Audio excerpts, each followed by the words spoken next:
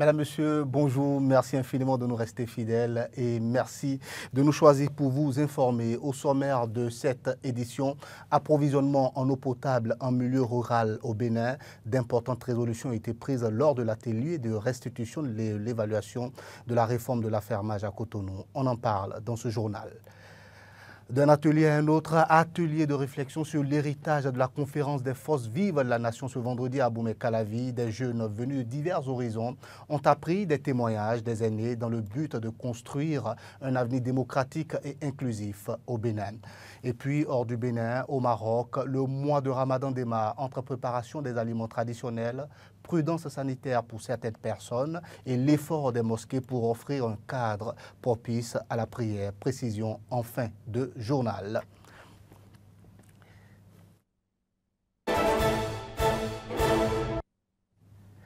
Encore une fois, merci de nous choisir pour vous informer. L'atelier de restitution sur l'évaluation, la réforme de l'affermage de l'approvisionnement en eau potable en milieu rural au Bénin s'est achevé ce vendredi. D'importantes résolutions ont été prises pour insuffler à la réforme une nouvelle dynamique. Ce reportage est signé Clémence Tonoucoin. Pendant 2 jours, les participants à cet atelier de restitution de l'évaluation de la réforme de l'affermage de l'approvisionnement en eau potable en milieu rural au Bénin ont revisité les modalités d'exécution des contrats d'affermage. À l'occasion de la clôture des travaux, le directeur général de l'Agence nationale d'approvisionnement en eau potable en milieu rural, ANAEP-MR, a fait le point des avancées après environ 2 ans de mise en œuvre de la réforme. Aujourd'hui, nous avons réussi avec l'appui du gouvernement à mobiliser des fonds pour assurer la construction et la réalisation de 294 systèmes d'alimentation multivillages pour approvisionner 5 millions de personnes additionnelles ayant accès à l'eau potable. À date, 142 systèmes d'alimentation à l'eau potable ont été réalisés et permettent d'alimenter à peu près 2 millions de personnes en milieu rural, faisant passer le taux de décès que nous sommes venus constater en 2016, qui était de 42%, à 82,66% à fin 2024. Il y a des écoles à cantine qui n'ont pas d'eau. Nous avons développé une stratégie pour alimenter ces écoles à partir d'ouvrages amovibles. Ce qui est important aujourd'hui également, en dehors du tarif, c'est les facilités que nous accordons pour que les ménages qui sont dans le périmètre des sites qui sont propices au branchement particulier, comme dans les villes, que ces ménages puissent se brancher. Les travaux de cet atelier ont abouti à d'importantes résolutions assorties d'échéances. Le numéro 1 de l'ANAEP-MR reste convaincu que le Bénin anticipera l'échéance 2030 retenue par la communauté internationale pour l'atteinte de l'objectif de développement durable numéro 6 concernant l'eau propre et l'assainissement. On s'est enfermé pendant 2 jours ici à revisiter tous les compartiments du contrat, identifier les points d'amélioration, les constats qui sont faits et nous avons sorti au final quelques points de recommandation et quelques points d'attention qui vont être mis dans un dispositif de suivi et dans 2-3 mois, nous avons donné des échéances à chacune des recommandations et à chacun des points d'attention qui feront l'objet de discussion. Et dans 3 mois, on va se redonner rendez-vous pour revisiter ces points pour voir si les engagements que nous avons pris de part et d'autre sont remplis. En termes de perspective, ce que je peux vous dire, le rythme de progression que vous pouvez vous-même constater entre le moment où nous avons commencé en 2018 et 2024 et que nous avons aujourd'hui encore 5 ans devant nous pour rattraper les 18 points qui restent pour les 100%. Nous avons de belles perspectives de les atteindre bien avant 2030 parce que le programme d'investissement que nous sommes en train de dérouler, ce n'est pas un programme de promesses, c'est un programme qui est sur le terrain. Les dates de livraison des ouvrages que nous avons en construction sont connues. Bien avant 2030, nous serons peut-être le premier pays à atteindre les ODD dans le secteur de l'eau potable en milieu rural. Ça avec beaucoup d'assurance. Rappelons que l'Agence nationale d'approvisionnement en eau potable en milieu rural a pour mission de développer et d'organiser la gestion du patrimoine hydraulique de l'État en milieu rural en vue d'assurer l'accès universel à l'eau potable aux populations du Bénin. Quittons Cotonou et mettons à présent le cap sur Abomey-Calavi où un atelier de réflexion sur l'héritage de la conférence des forces vives de la nation a été organisé ce vendredi. C'est une initiative de 3 jeunes diplomates en formation qui vise à repenser le rôle des citoyens et de la jeunesse dans la construction d'un avenir démocratique et inclusif. Les détails avec Carole Olaye. Célébration de la conférence des forces vives de la nation autrement. Une initiative pensée par des jeunes pour les jeunes. 3 diplomates en formation, Maïsarat Raoufou, Rosine Sodoquin et Hervé Kanzé, ont eu la brillante idée de réunir de jeunes béninoises et béninois autour du thème de la conférence des forces vives de la nation à aujourd'hui, héritage, défis et engagement de la jeunesse. Une thématique qui trouve son essence de la triste réalité que la jeunesse béninoise ignore de plus en plus son histoire. Le devoir citoyen m'a poussé à réfléchir à comment changer le fait que nos jeunes ne sont pas très attachés à notre histoire. Et vous allez le voir dans les heures à suivre. Nous avons fait des micro-trottoirs, nous avons demandé aux jeunes c'est quoi la conférence des forces de la nation. Mais les réponses qu'on a entendues, ce sont des réponses incroyables. Et je vous le dis, ce n'est pas du jugement. Et la conférence des forces de la nation est l'histoire la plus décisive de l'histoire politique du Bénin. Et quand je dis politique, la conférence des forces de la nation, ce n'est pas forcément politique, c'est aussi social. Parce que de 1989, 1988, 1989, 1990, nos aïeux ont vécu des périodes très sombres. Acquis à la noble cause de ces relèves de demain, 2 éminents témoins vivants de ces moments historiques ont rappelé la genèse et les temps forts qui ont marqué les 10 jours qu'a duré la conférence nationale des forces vives de la nation. Dès le lendemain, il a commencé à relaxer les enseignants qui avaient été arrêtés pendant cette période-là. Et le samedi 29, les journalistes qui ont enregistré notre déclaration ont publié cette déclaration le samedi 29 juillet 1989 à l'émission de 13h15. Nous nous sommes battus pour que sa souveraineté soit reconnue. Au bout de 3 jours, nous avons eu gain de cause et cette souveraineté a été adoptée plus ou moins dans un consensus, puisque lorsque la majorité a obtenu le vote positif de la souveraineté de la conférence et du caractère exécutoire de cette décision, on sentait quelques résistances au niveau des représentants du Parti de la Révolution populaire du Bénin. On a entamé l'hymne national. Tout le monde s'est levé.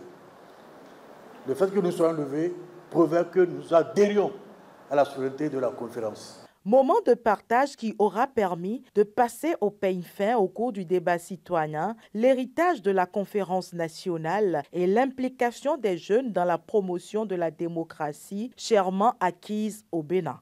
Alors la question que je veux poser aujourd'hui à nos aînés, est-ce qu'ils n'ont pas l'impression qu'il y a eu d'abord une marche un peu trop facile vers la conférence nationale et surtout qu'il y a eu un déficit d'éducation pédagogique et de suivi de la conférence nationale, notamment à travers l'éducation nationale. Parce que ce serait un drame que l'on mette des jeunes sans contenu, sans compétences, comme l'a dit quelqu'un, à défaut de responsabilité. La célébration de la conférence des forces vives de la nation autrement se veut pérenne afin de transmettre l'héritage de la conférence nationale des forces vives de la nation de 1990 de génération en génération. Une action hautement appréciée qui mérite le soutien et la contribution de tous. Pour commémorer autrement le 35e anniversaire de la conférence des forces vives de la nation, le parti Union progressiste Le Renouveau a organisé un colloque les 27 et 28 février. Ce fut l'occasion de rappeler ce moment historique et analyser les choix actuels en lien avec les résolutions issues de la conférence. C'est sur le thème « Les systèmes démocratiques en Afrique, cas du Bénin, 35 ans après la conférence nationale » que s'est tenu ce colloque organisé par le parti Union progressiste Le Renouveau UPR ce jeudi à Cotonou. L'objectif de ces assises, selon les organisateurs, est de se remémorer le contexte et les grandes résolutions de la conférence nationale afin de les apprécier à l'aune des réformes actuelles. Ce colloque est organisé non seulement pour nous faire mémoire, mais pour transmettre par l'action et l'audace politique la mémoire.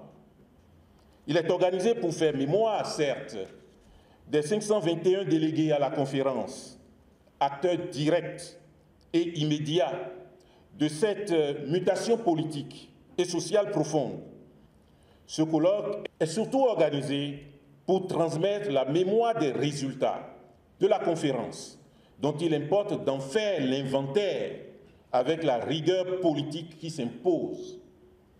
L'héritier qui renonce au devoir d'inventaire n'est pas digne de son auteur. Durant 2 jours, les participants au colloque sont appelés à répondre à différentes problématiques contemporaines.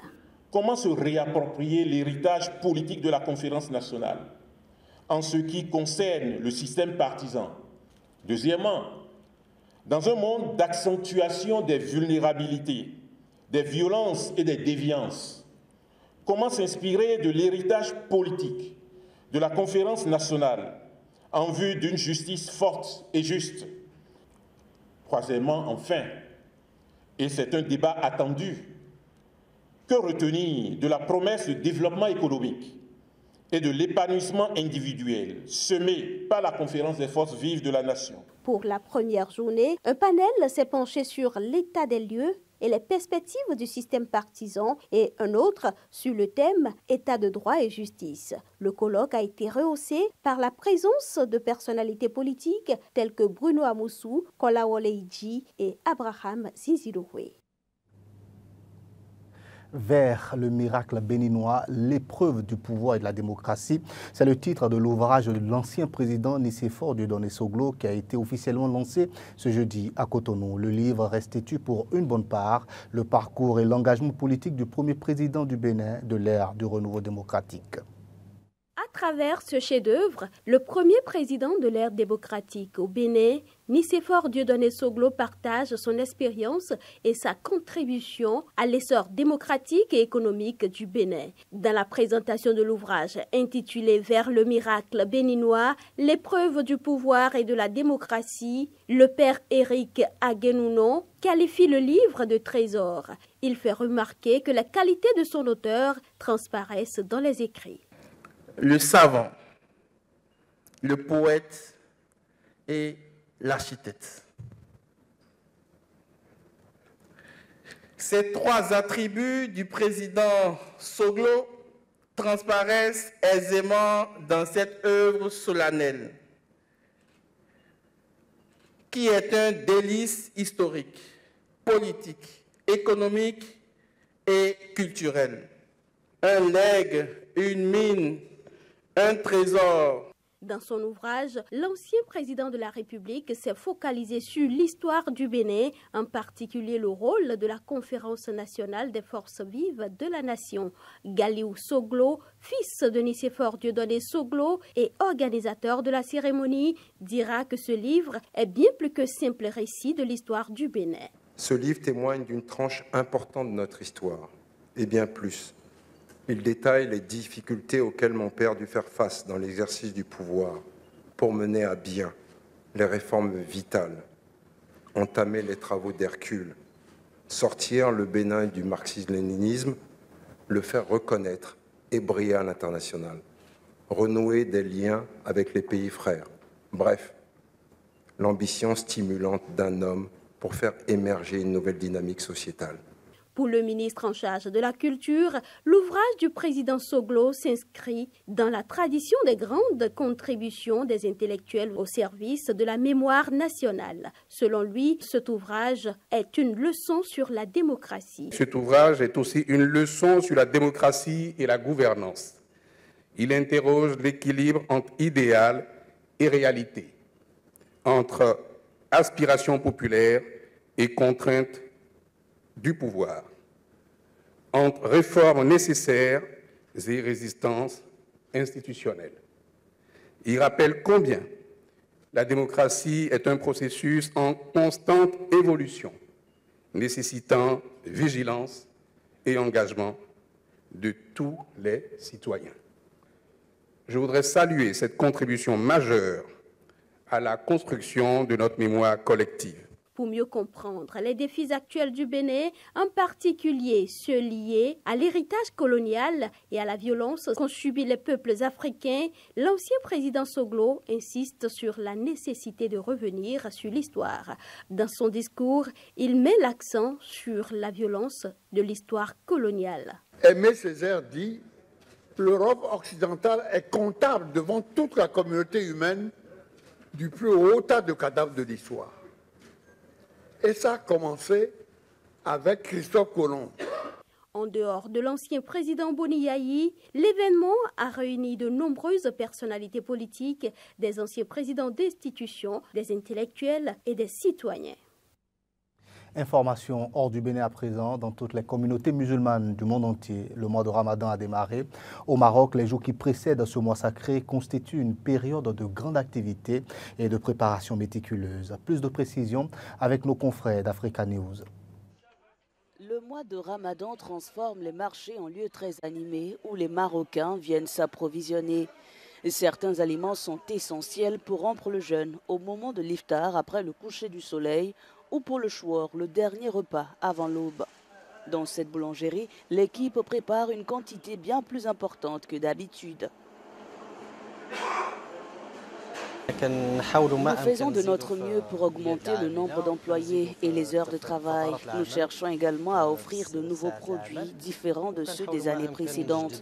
Nous nous assurons de proposer tous les produits indispensables à la table du Ramadan. Cependant, lorsqu'il s'agit de jeûner, certaines personnes doivent faire preuve de plus de prudence. À Salé, Naïma Moutog consulte le médecin Faisal Serrou pour surveiller son diabète.